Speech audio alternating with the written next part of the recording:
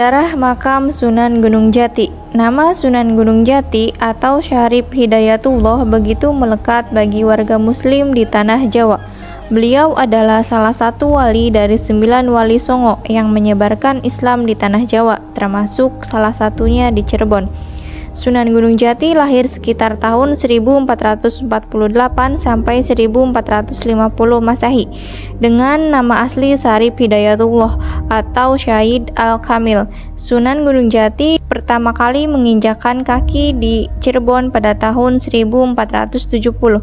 Selain itu, pada tahun 1479 beliau baru menjadi raja kedua atau Kesultanan Cirebon. Sunan Gunung Jati wafat di usia kurang lebih 120 tahun atau di tahun 1568 Masehi. Sunan Gunung Jati mempunyai istri yang berasal dari keturunan Cina, yaitu Putri Ong Tien Nio. Beliau seorang putri kaisar dinasti Ming. Komplek pemakaman tidak hanya dihuni oleh Sunan Gunung Jati seorang.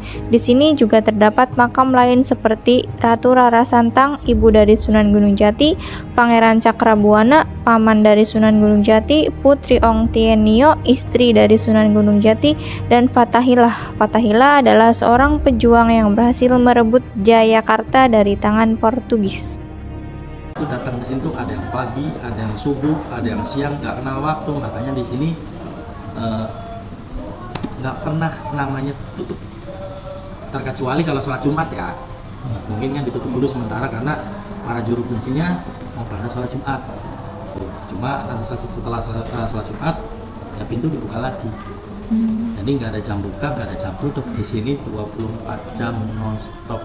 Ini 7 sumur itu salah satu bukan wisata, peninggalan para wali. Jadi peninggalan itu nanti nih setelah Muludan ini ada namanya Nadlan. Ini haulnya Kanjeng Sunan. Nah, itu salah satu termasuk juga itu peninggalan juga nih, tradisinya itu. Jadi yang disebut tradisi di sini itu peninggalannya tuh kayak gitu, kayak sumur, haul Kanjeng Sunan, terus nanti ada kayak kemarin Muludan, Panjang Jimat, macam-macam, merku atau disebut pintu perempuan. Nah, ini peninggalan juga. Nih, pintu merku, pintu perempuan itu pintu Lawang Gede atau pintu Pasujudan laki-laki. Nah, itu ada lagi peninggalan namanya Pedasan Kuning, banyak macam-macam. Kalau tidak salah itu 1347 Masehi. Kalau yang di sini ini udah ada renovasi ya. Nah, dulu kan ngablak, nggak ada kayak gini ah. Kalau yang di dalam itu masih natural, masih terawat, masih banyak masih ya. Memang ada pembenahan, tapi bukan pembenahan perubahan bangunan ya, tapi perawatan. Tapi bangunannya dari dulu ya seperti itu, nggak pernah rubah. Kalau di sini memang udah ada perubahan, tapi di belakangnya ini masih alami. Kalau nggak salah itu karena ada tahun berapa gitu, orang-orang terdahulu itu mencatat tanggalnya di KIP 1347 apa 46 gitu. Situs makam Sunan Gunung Jati merupakan jejak sejarah yang menjadi wisata religi di Kabupaten Cirebon. Bentuk arsitektur yang unik, terdapat bangunan yang merupakan gabungan arsitektur Jawa, Arab, serta Tiongkok. Arsitektur Tiongkok tampak pada desain interior dinding makam yang penuh dengan hiasan keramik serta porselin. Bangunan yang tertata apik dan khas Cirebon menerapkan konsep lokal dengan bata merah dan berundak-undak.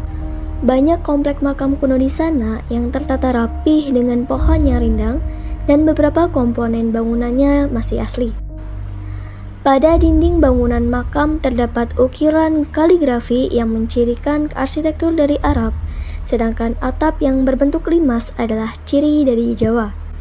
Terdapat pintu yang terbuat dari kayu dengan ukuran cukup besar yang digunakan sebagai pintu pembatas bagi peziarah umum. Makam Sang Sunan terletak di tingkat 9 dengan 9 gerbang pintu. Ke-9 pintu gerbang itu memiliki nama masing-masing seperti pintu Gapura, pintu Krapyak, pintu Pasujudan, pintu Ratna Komala, pintu Jinem, pintu Rararok, pintu Kaca, pintu Bacem, dan pintu Teratai, yaitu pintu untuk menuju ke area makam Sunan Gunung Jati. Tidak seperti makam para wali yang lain, makam Gunung Jati tidak bisa diziarahi secara langsung. Para peziarah masyarakat umum harus berpuas diri dengan berdoa di teras pintu Pasujudan.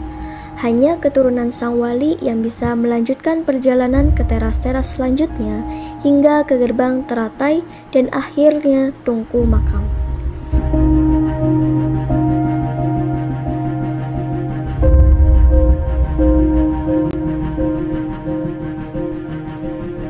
Nilai penting sejarah situs makam Sunan Gunung Jati merupakan satu dari 9 makam para wali atau disebut juga Wali Songo yang sering dijadikan sebagai wisata religi, sebagai jejak sejarah penyebaran Islam di Indonesia. Situs tersebut salah satu petilasan sejarah di Cirebon yang memiliki nilai religi. Sunan Gunung Jati adalah tokoh yang sangat penting dan vital di Cirebon pada masanya. Perannya sangat penting dalam penyebaran ajaran Islam dan menjadi cikal bakal lahirnya Kesultanan Cirebon. Inilah yang membuat makam Sunan Gunung Jati disakralkan oleh masyarakat setempat. Di kompleks seluas 5 hektar ini tidak hanya ada makam Sunan Gunung Jati saja, tapi ada juga makam istri Sunan Gunung Jati, Nyi Ratu Rara Sumanding yang berasal dari Cina. Makam keduanya dihiasi keramik yang mengkilau. Dengan melihat nilai sejarah bangunan yang cukup tinggi ini, situs makam Sunan Gunung Jati belum dijadikan sebagai cagar budaya. Area pemakaman yang mempunyai desain arsitektur menarik, bangunan makam ini mempunyai desain yang merupakan alkulturasi antara budaya Jawa, Arab, dan Tiongkok. Ini semua mewakili watak Cirebon sebagai sebuah kota yang kosmopolit dengan warganya yang terbuka untuk siap menerima pengaruh manapun.